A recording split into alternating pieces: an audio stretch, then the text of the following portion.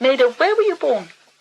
Well, I was born in Edinburgh, long, long ago, and I was a child of parents who'd made it to university for the first time in their family history. Behind them lay a succession of Scotch ancestors whom I'm very proud of. One was a salmon, not exactly a poacher, but certainly a salmon catcher who lived in a cottage on the River Erne in Perthshire and snared salmon, smoked them in his specially built chimney in the cottage, and then sent them to the markets in Perth in a cart and sold them to the gentry. And that was one of my great-grandparents. Another was what was called a grieve, or a farm hand, on a great farm in East Lothian. His farmer owner, was a very prosperous man, as they all are in East Lothian. It's a marvellous farming country. But as the grieve, he lived in a very tiny cottage with a large family. What did your father do? My father was a schoolmaster, and as I said, the first of his family, really, ever to get to the university. And my mother had been a schoolmistress before she married, but being of her time and generation, once married, she never dreamt of going back to work, which was a pity because she was a born school teacher. Then, just to let my own mother's parents have a slight innings after father's, her father was a joiner, that's to say a carpenter, and the first treasurer of the cooperative movement in Edinburgh, which shows, although a man of slight education, he was a man of great integrity and could certainly do sums. Not a gift, I am afraid, ever inherited. But he did, I must just mention, make for me as a joiner my first toy, which was a wooden dolly representing the centre forward of the Heart of Midlothian soccer team, of which he was a keen supporter. And this toy, whose pullover was knitted by my granny in the Heart of Midlothian colours, and was my dearest possession, and I never really cared for girly dolls after that at all, and it may have accounted to the fact that I watched with enthusiasm in my schoolgirl days the Scottish rugby team playing, and of course at Magdalen College School, where I later married, I had to watch an infinite number of rugby teams, all of which I supported enthusiastically, to the amazement of most of the wives of my colleagues. And I owe this to Grandpa. Did you have any brothers and sisters? I have one sister, and she, of course, following the family trail, at least slightly established by father, became a headmistress in Walthamstow Girls' High School in London. What kind of a childhood did you have? Well, I had a very happy childhood. I didn't think it was particularly happy, you don't. But looking back, it was a very satisfactory childhood. I was at an enormous primary school where there were 60 in each class, and I suppose I was quite a bright little girl, but it didn't worry me that there were 59 other girls and boys breathing down my neck. I just thoroughly enjoyed being taught, and if I had to learn to read with my arms folded in a certain way and my book held in a certain way between my forefinger and my little finger in my left hand, with my right hand under my left elbow, that struck me as being a perfectly reasonable way to learn reading. At my grammar school, the Mary Erskine School, I really had a very happy life. Again, I was very, very keen on games, on hockey particularly. I had the usual pash from the gym teacher, and although we were well taught, and I did learn Latin and Greek very well, and French, I was no good at maths at all. The thing we were taught best, believe it or not, was dancing. We had a superb dancing teacher, and a class of 60 girls would be arranged in rows, and we were taught all the Scotch dances, of course. And also, with a girl partner, we could do most beautiful tangos and foxtrots. I think I was a totally unproblematic teenager. Would you like to choose your first piece of music? Well, since I'm talking about Scotland like this, could I have, because my old mother was a very keen amateur, totally amateur, she never had a lesson in her life, pianist, and she used to sit in my room, drawing room in Magdalen School, playing Scotch tunes, one of which was My Love Is Like a Red, Red Rose, and I think you've got that tune to play to me.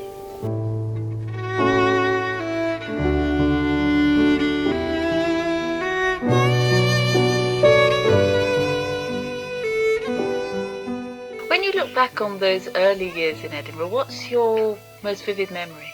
Well, two things.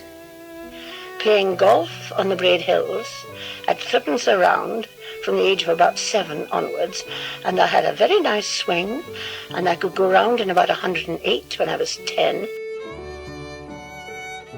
I also had a collie dog of my own who came round every round of golf with me, chased every ball I hit, never found one, but he was an enthusiastic supporter of golf.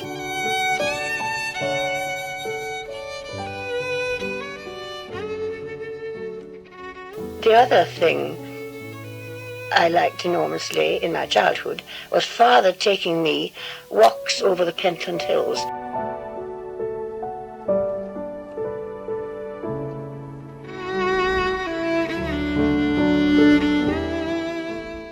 He was a Pentland boy. He was born in a village in the Pentland Hills. He knew every inch of the Pentlands, and he was a great bird nester. I'm afraid a great egg collector. In these days, nobody thought it was a crime to take one egg and put it in a box with some cotton wool and say a dipper found 1st March 14 or something. That education in nature, in walking, in loving the Pentland Hills, which are really quite remarkable hills. They're only 2,000 feet high, but to be bordering on a capital city is quite astonishing, and I simply loved that.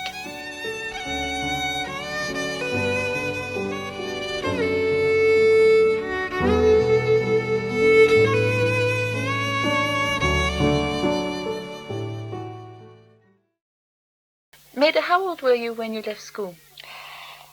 18, and then on to the university. Was that an automatic, sort of foregone conclusion Yes, for you? In these happy days, no nail biting, waiting for the post to tell you were in. You were just in, and that was it. What was university life like? Well, I think people nowadays would find it pretty dull, but I didn't at all. I did like working. It sounds a very dreary thing to admit to, but I loved doing Greek and Latin proses. And with a coal fire, lit and fed by a porter in a top hat with silver buttons, I remember. In my year there were 17. There were 4 girls and 13 men, and that was my final year. And we would sit there working away. 1 or 2 were a bit bolshy, and one, I remember, brought a fiddle with him one day and played lots of tunes to us while we worked. That part was happy. The whole classical association bit was happy, because again, I was keen on hockey, and we had a super mixed hockey team. In this classical hockey team, there were no less than 4 hockey internationals, and we simply beat the lights out of every other conceivable society in the university. And that I broke my nose in the process of doing that, but I thought it was well worthwhile. But we were tiny bit prissy, standoffish. You know, if you put powder on your nose and lipstick, you did it, certainly in my case, after I'd left home, in a mirror in the railway station near my home before I got down to the university. And I never let my parents see that I indulged in this mad excess. And where did you go to from the university in Edinburgh? Yes, I went to Cambridge for a year to train to be a teacher. Now, was that very different? Well, not terribly. I mean, I do think any training to be a teacher, to say a waste of time, is not kind. Nevertheless, you can only teach by teaching. And as a student teacher, you're supervised all the time. So I had a year of hardly doing any work, of just pottering around. I loved Cambridge. I loved the music of Cambridge. And Fenner's, the varsity cricket and athletic ground, was just opposite my window in the training college. And I loved watching the young men playing, jumping, running, and all that sort of thing. And I had a few boyfriends. But what I loved was my girlfriends. I loved being away from home. I loved having cocoa. Heaven knows, nothing more dashing than that. in the room at night. We had coal fires in every room, and it struck me as being just about the perfect existence, though a very unambitious kind. Maida, you went to Rome from Cambridge, didn't you? Yes, I was lucky enough to win a scholarship to the British School at Rome. Now, that didn't really mean anything, except I was going to have 6 months of carefree sightseeing and learning about the real Rome and the real Italy, so that I could impart it to my future pupils, whom I intended to teach. And there I went. Very intrepid, really, because you had had a very sheltered upbringing. Yes, I was nervous, though curious beyond words about what was going to happen. And my mother had said to me, "Maida, never speak to a strange man." And I said, "No, Mother," as the train pulled out of the Waverley station. But in fact, by the time I got to Rome, I was so sleepy and tired, I was thankful to accept the offer from a totally strange man in his car to take me to the British school. And take me he did. I mean, no further adventures happened at all, but I couldn't help laughing later, thinking that I had straight away disregarded Mother's instructions. But was that the only advice she ever gave you on your relationships with men? Yes, absolutely. I was left to find my own way in the wide world of men, and I was terribly innocent and ignorant and naive, but friendly of disposition. The other scholars in the British school were all artists. They were either painters, sculptors, engravers, and bohemian, to my eyes, in their way of living. They drank deep by my standards, and I had to learn to knock back my vermouth and sherry and so on with the best of them, and pray to God that I would manage to get straight home. One trouble, though, about my sex life, if you call it such, is I was walking alone in the Borghese Gardens on a very hot day, and I can still see so clearly a shadow coming up over my left shoulder, and I can hear footsteps, and then a man jumped at me, and mugged me, in fact, and he didn't realize he'd got hold of the captain of the hockey 11, and I fought nobly and didn't let him get my bag or my virtue or anything, and he, in fact, ran away. But I got an awful fright, and like a fool, I didn't go back to the British school and say, "Oh dear, I've had a ghastly experience," and weep. I just kept it all bottled up inside, and somehow that ended with me getting pneumonia and eventually asthma, which has lasted me from the age of 23 to my present age, and been an absolute blight on my life, in a sense, though I suppose in another way, one might say it was the making of my life, because I have had to cope with a certain degree of ill health, really all my mature life. What did you do when you got back home and you'd recovered from pneumonia? Well, I got a job at a girls' school called St. Felix on the coast of Suffolk. It was all right, but I was quite glad to escape from it. Did you enjoy the teaching process, the actual teaching? Well, I tell you what I did, which was foolish, and I've learned better if I'd gone on. I used to bust myself to be entertaining and rivet their attention, keep the class on its toes. And you can do that in Latin and Greek. It's a very entertaining topic. But it's exhausting to a young, inexperienced teacher. And I used to find the whole thing terribly tiring. And, like an actress at the end of a play, she thought it was fun while it went on, but by Jove, she's tired at night. Well, I was rather like that, my brief teaching career, but I would have learned sense if I'd gone on with it. What brought that teaching? You said it was a brief teaching career. What brought it to an end? Well, I'd met my husband by this time, and got married. Well, he was the brother of my greatest friend, a Cambridge girl, and so we met quite naturally. I went to spend a holiday with him in Devon, and he was a schoolmaster, and we found each other congenial, and I have to admit I won his heart in a rather odd way, which I can't resist telling you about, because it's not exactly Romeo and Juliet. But I was out a walk with him one day in a Devon lane with his rough-haired fox terrier, and a cat somehow jumped from the top of a hedge on the side of the lane onto the terrier's back. Now, I did mention the fact I'd had a collie dog when young, and this collie used to fight a lot, and I became quite expert at dealing with dog fights by literally putting the boot in. Well, I simply, as a matter of course, took a kick at this cat and somehow caught it perfectly. It was like a drop kick in a rugger match.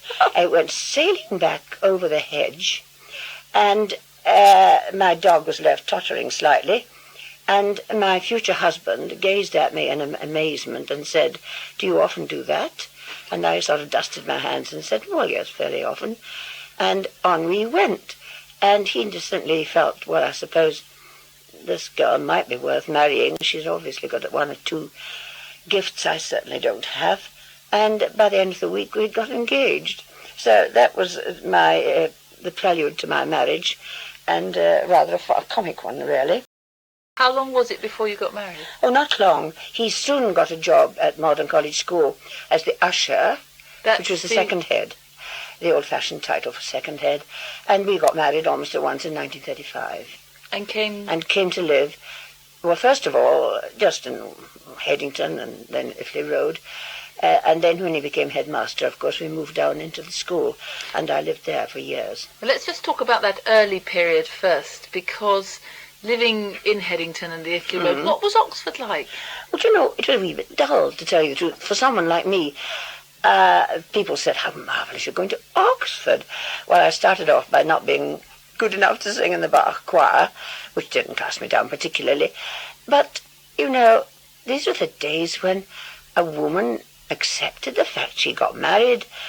No more teaching, no more independence. I didn't mind. I just never dreamt of taking a job.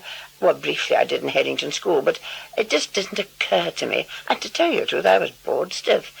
Then, mercifully, I became pregnant, and then life became busy with the war, which my husband mercifully was spared because he was reserved.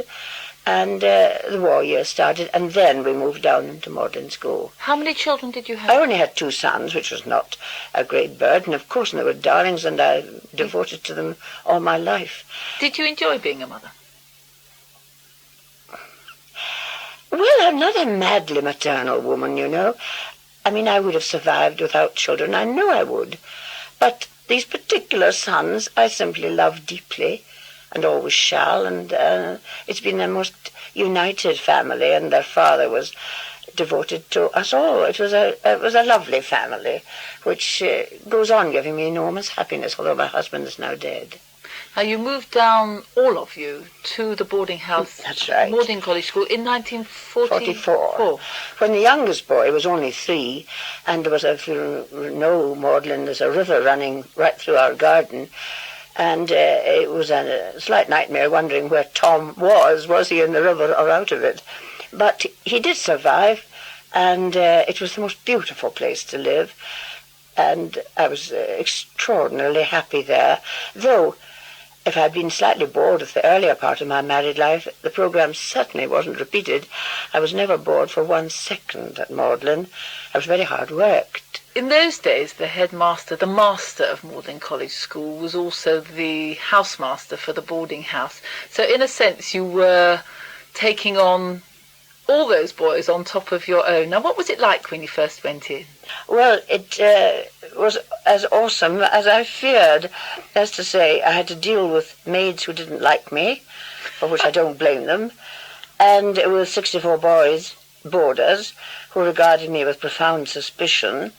But when I managed to introduce, instead of fish paste for breakfast, sometimes a boiled egg or bacon, they began to think I perhaps had some qualities that they could appreciate. And gradually we came on terms with one another. And, of course, I had a matron. Don't imagine I was doing all this single-handed. I had a very good matron and an excellent cook. And it was really extraordinarily harmonious establishment. My husband ran it on not an easy rein, but a rein that the boys were hardly aware of.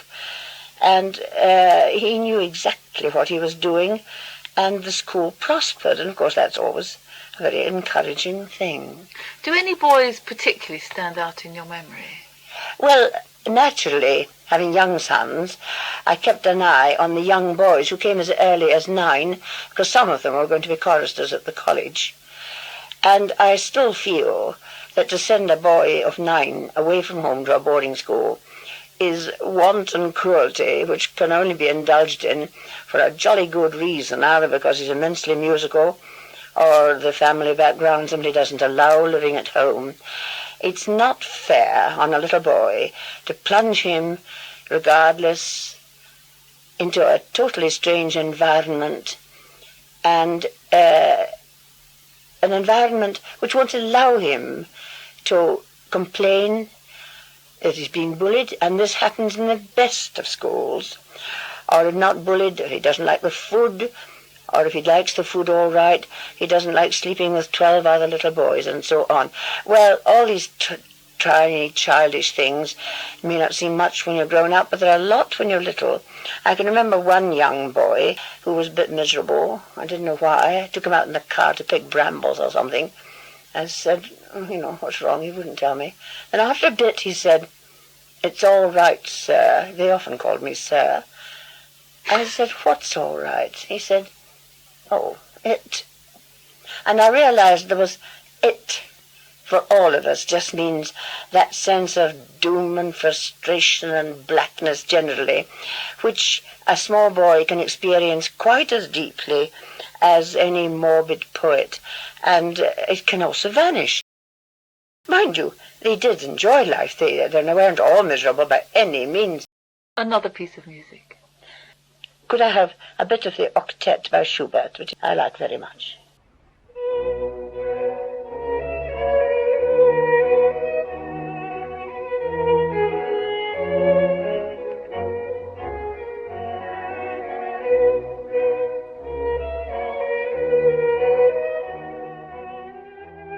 Now, the school grew and prospered under the mastership of your husband, didn't it? Because yes. At the beginning it was relatively small, but by the time he'd been there and he didn't retire until 1967, it was a large and thriving school.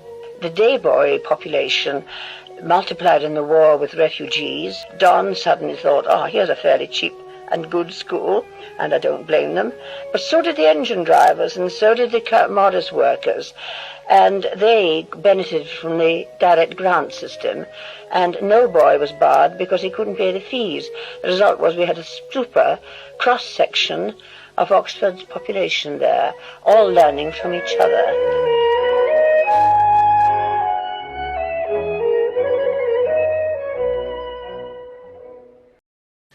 It was while you were at Magdalen College School that you discovered that you had an ability to write, didn't you?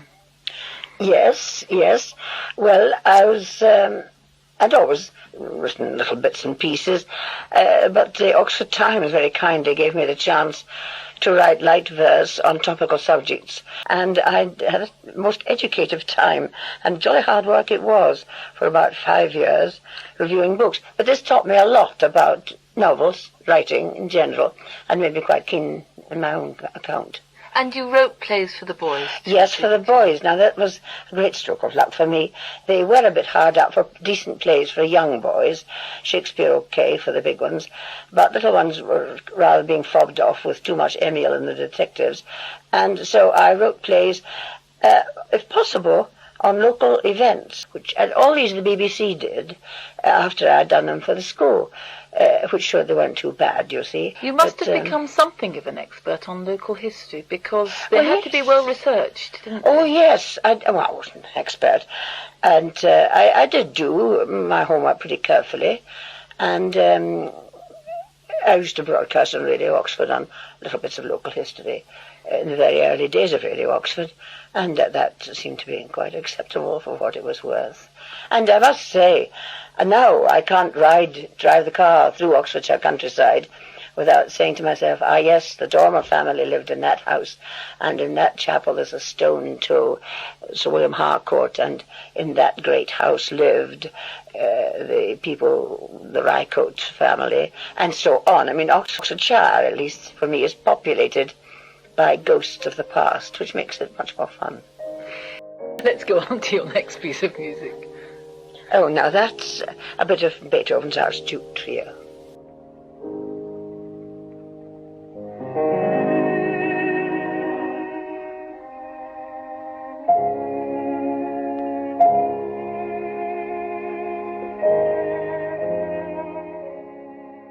Now, it's very unfashionable for young women to change their careers, to submerge their own careers in their husbands. And yet you did it, and you did it successfully. Well, it really wasn't unfashionable. I wasn't presented with an alternative. That just was the situation. And I was very lucky to share, in a very minimal way, my husband's career and his success. It's lovely when your husband and you have a common object, apart from the demands of family and your mutual love. And this really made for a very happy marriage, and built our lives together. You didn't resent in any way giving up your own career for his? I certainly didn't resent giving up teaching, not at all. Sometimes I would think, listening to my respected colleagues in the Masters' Common Room, I used to have them all in for coffee every morning in my dining room. I didn't go to their common room. But I was quite aware, I thought of them as my colleagues. But they never thought of me as their colleague. I was just a woman pouring out the coffee. And they were awfully nice to me. But sometimes I think, I come of a teaching family. I do know a bit about teaching. I was well aware, in a way I was never in Scotland, that a woman was a slight second-rate citizen. Fond as I was of them, I was a little bit indignant sometimes.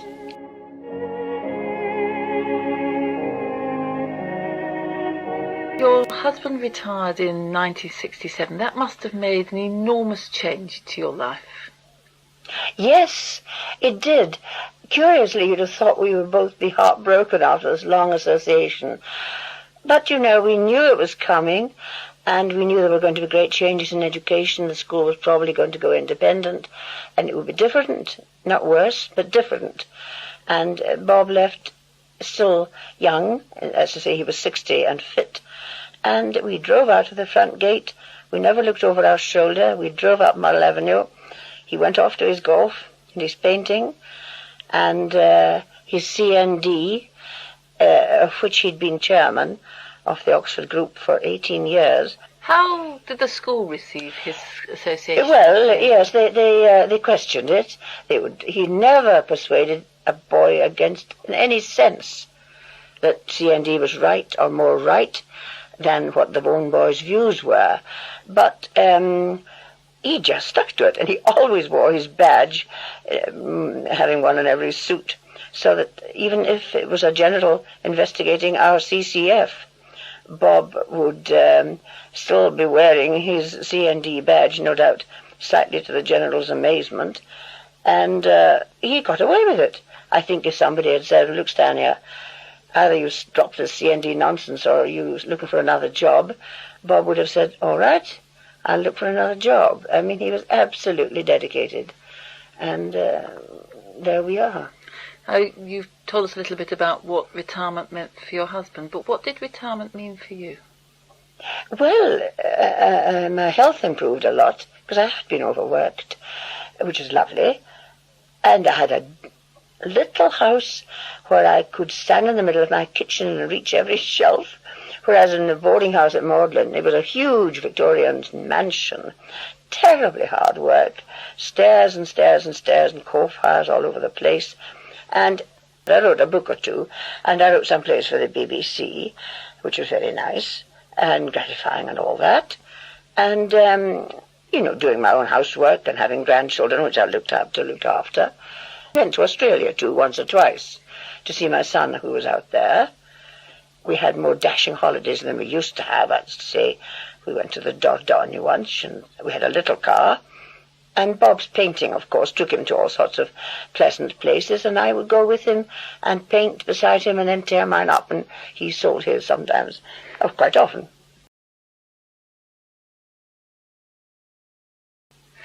When did Bob Stanier die? 1980, December 1980. Now that must have made an enormous difference to your life. Yes, indeed, a tremendous difference. In some ways, I think I've become a different person.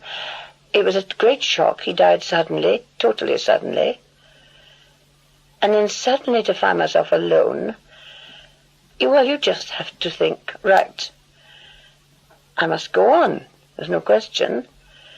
And in some ways, to be entirely on your own has a certain luxury attached to it. You're not exactly selfish, but you do fulfill yourself in some ways that you would have denied yourself, having another person's interests always at heart. I like solitude. I like being alone. I like thinking my own thoughts all by myself. I like not having to feel I must confide my innermost feelings to the man I loved so much. It's sometimes a pleasure to be reticent, and widowhood gives you the chance. You may not want it, but in my case it has a certain gratification. What's most important to you? My sons, undoubtedly, and their children. And after that, God. After that, God. And the hereafter, which I believe in. And I face death, which may be reasonably imminent, with total equanimity and curiosity. I was always curious. I longed to know what it was like giving birth to a baby. I soon discovered that, but I longed to find out what's going to happen. What's your last choice of music to be? Well, it's a lovely song from Così fan tutte by Mozart.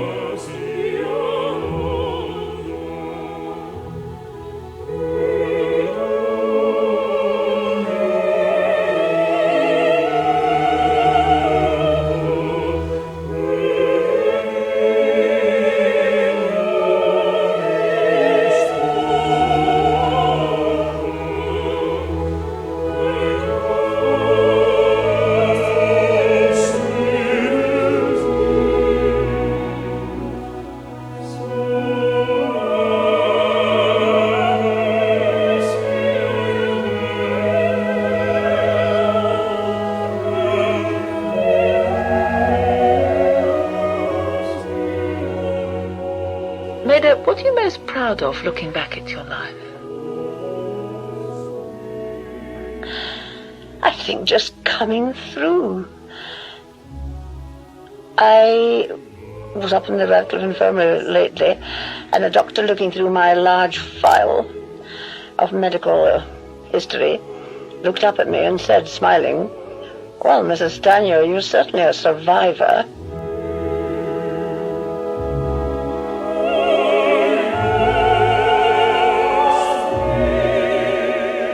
Well, I'm a survivor. It's not to my credit, it's to my own temperament. But somehow I'm proud of life, of having lived. I can't say any more than that.